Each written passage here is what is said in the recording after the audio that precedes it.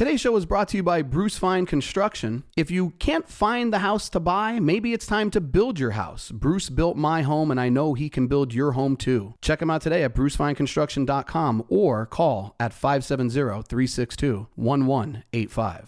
This episode is brought to you today by Whitehall Mortgage. Where there's a will, there's a Whitehall. Buying a home starts by getting a pre-approval, and nobody does it better than Doug in Dallas. Call them today at 570-562-7505 or apply online at whitehallmortgagefinancial.com. Hey everybody, I'm Dave Wychak. I'm the host of the Real Estate Right Now podcast, but today we're here at the Downtown Real Estate Academy. I'm not only a podcast host and a real estate broker, I'm actually the owner and the director of this school. And today what you're going to see on our next few episodes here is our pre-licensing students going through a class, and we're going to talk a little bit about what it is that I do as a teacher, and it's a great look at people who are interested in starting a career in real estate, which I know there's a lot of you out there. Hopefully this will answer a bunch of questions for you. Some of these are interesting, right? Just take a look at the first one. Making any substantial misrepresentation. What does that mean? I don't know. We're going to talk about this later in the book. Certain terms they like puffing, things like that. What does that mean? Any substantial misrepresentation. Great neighborhood. According to who? Is that a substantial misrepresentation? Well, no. I grew up in a terrible part of New York City. This is a great neighborhood compared to that, right? That's an opinion. That gets tricky. So, like substantial misrepresentation. What does that mean? Wait. So you mean us as the agent, we cannot tell the client this is a great neighborhood, or? I stay away from it. Now, when I list houses, I always say great neighborhood. In my opinion, it is. Is that a substantial misrepresentation? I don't know. So what is a substantial misrepresentation? 5-bed, 4-bath house. And you get there and it's 2 bedrooms, 1 bathroom. Oh, God. Well, wait a minute. I can prove that, right? How do you prove great neighborhood? Right. I think it is great. I'm a pretty positive guy, right? See, because that's the thing about being an optimist or a pessimist. It costs the same. One's just more fun, right? So so it gets a little tricky. So some of these prohibited acts, I don't know. Failing to comply with all escrow requirements. That's a big one. That's going to get you in trouble. Failing to preserve records relating to any real estate transaction for 3 years following the consummation of the transaction. We've gone paperless. I think most companies have. But in the old days, like 7 years ago, all of our files were on paper. So when we sold a house, I'd have to keep that file for 3 years. After 3 years, I can run it through a shredder. But I had to keep them for 3 years. Now that we're paperless, it's saved permanently. We have it a lot longer than that. All right? Here's a good one. Placing a for sale or for rent sign or advertising any property without the written consent of the owner. You say, well, of course, Dave. Of course you don't do that. I'm telling you, people do it.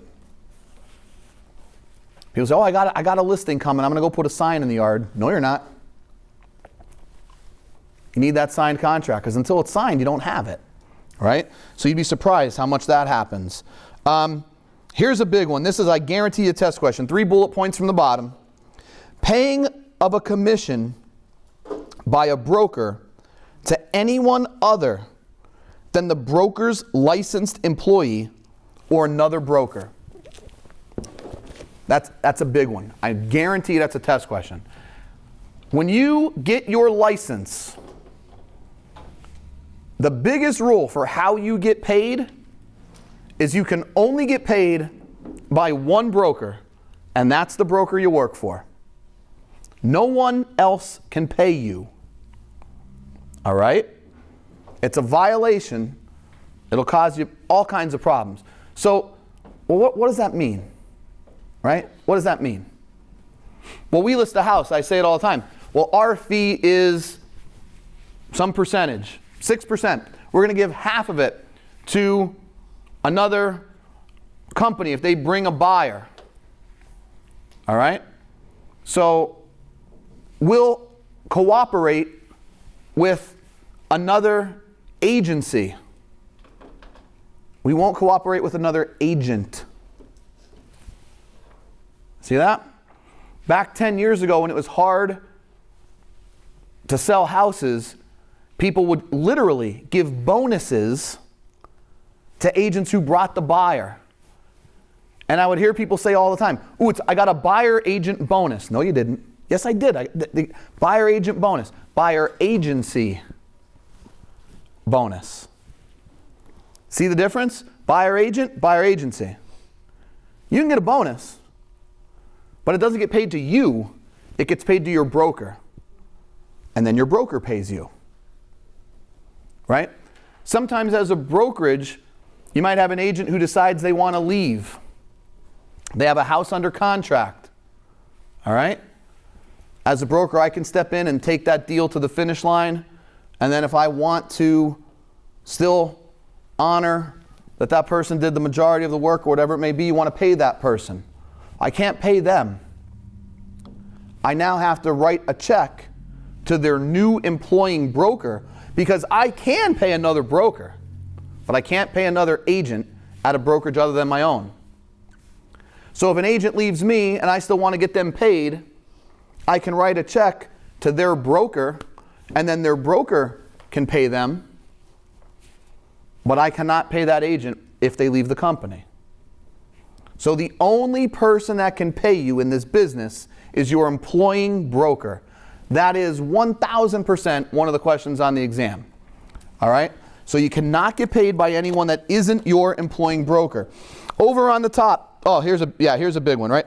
Being convicted in court or pleading guilty to nolo contendere, no contest, to forgery, embezzlement, obtaining money under false pretenses, bribery, larceny, extortion, conspiracy to defraud, or any felony. You have to report those. Sometimes people will ask me, they'll say, hey, Dave, I want to get my real estate license, but I have a DUI. I'm like, yeah, you and like 50% of everybody in this business. Fortunately, I've avoided that. All right? I'm very strict with certain things. You'd be surprised. Most things I'm pretty laid back. There's certain things I won't tempt. All right?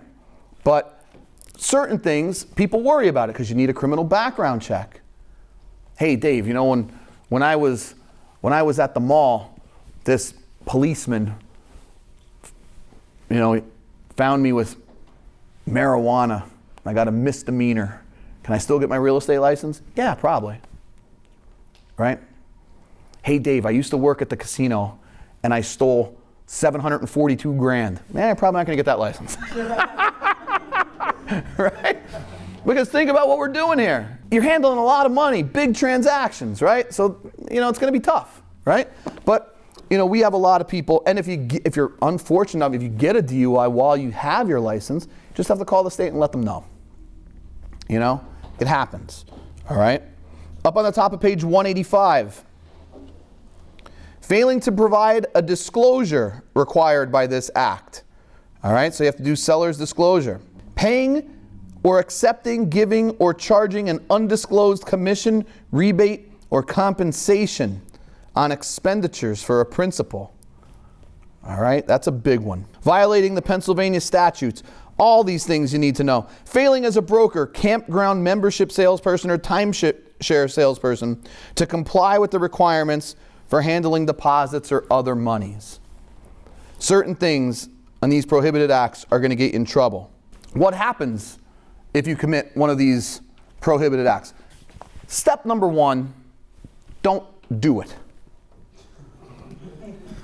Saves a lot of trouble. Step number two, if you're unsure if something is allowed, the ultimate rule for salespeople in real estate, the ultimate answer for every question that you may have, ask your broker. People will come up to me and say, hey, Dave, am I allowed to do this if I do this? Give me some. Ask your broker. Yeah, but what about you? Well, you're not my agent, right?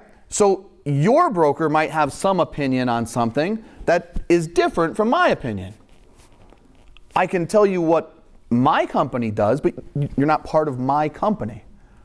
So if you have a specific question, ask your broker. Hey, are we allowed to do this? No, you cannot do that. It violates the act. Oh, okay. So rule number 1, know what they are, don't do them. Rule number 2, if you forget or you're unsure, ask your broker.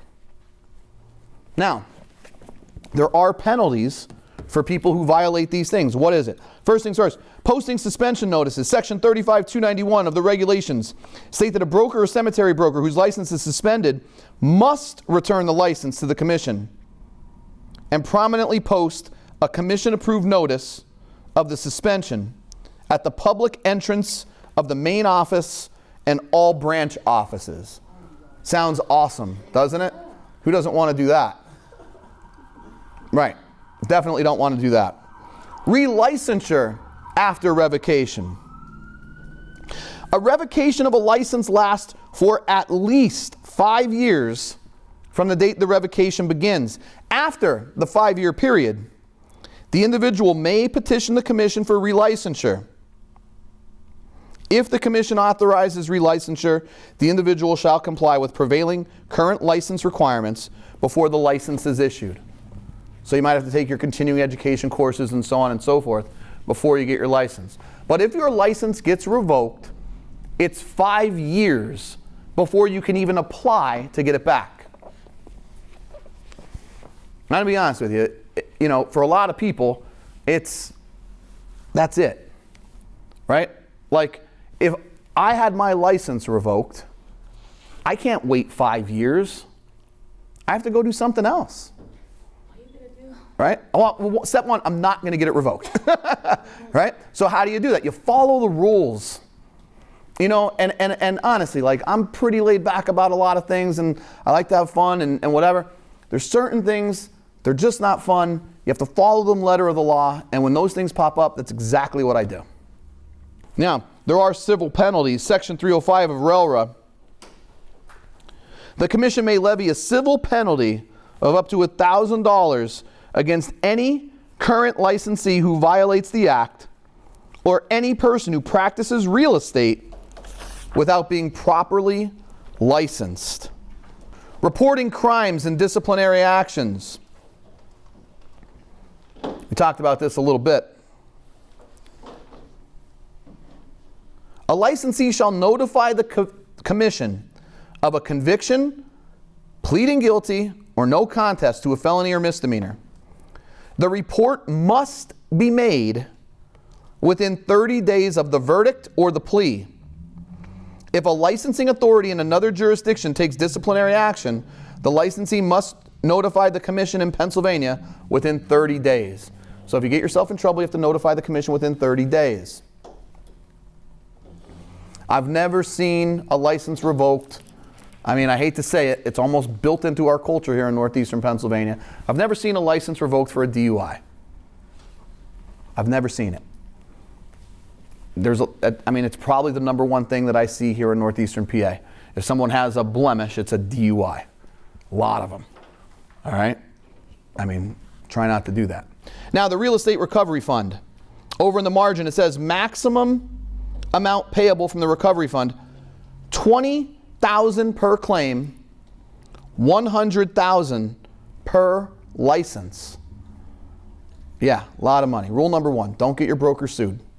It's a really great way to damage the relationship between you and your broker. It does happen. All right, so what is the Real Estate Recovery Fund? First paragraph. The Real Estate Recovery Fund was established to provide a means for aggrieved persons to collect judgments in civil court.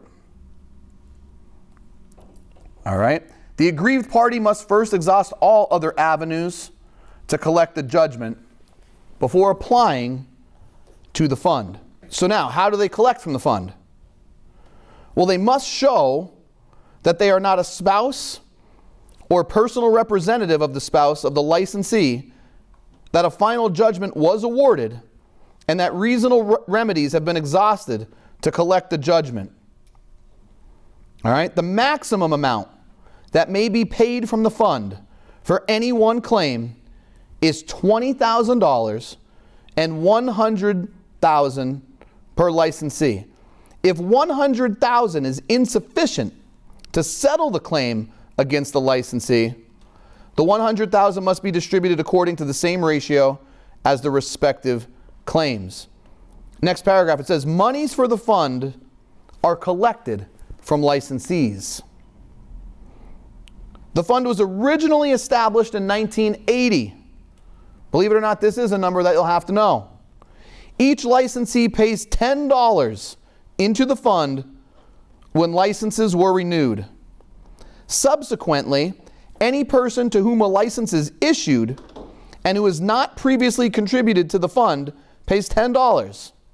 According to Section 802 of Railroad, the Commission may assess an additional fee not to exceed $10 if the fund drops to $300,000 or less to bring the fund's balance up to $500,000. That's what they want in the fund. So every time you renew your license, $10 goes into the real estate recovery fund. When you get your license, initially, $10 of that fee goes into the real estate recovery fund. So if people feel that they were victims of fraud and they try to get their money back every reasonable way, they have access to it through the fund. Thanks for joining us for today's episode, everybody. If you want to hear more content, follow us at Real Estate Right Now Pod on YouTube. Once you're there, don't forget to subscribe and leave a review. And if you want to follow me directly, check me out. It's Dave Wychock at Facebook, LinkedIn, TikTok, Instagram, all the socials that you're already using.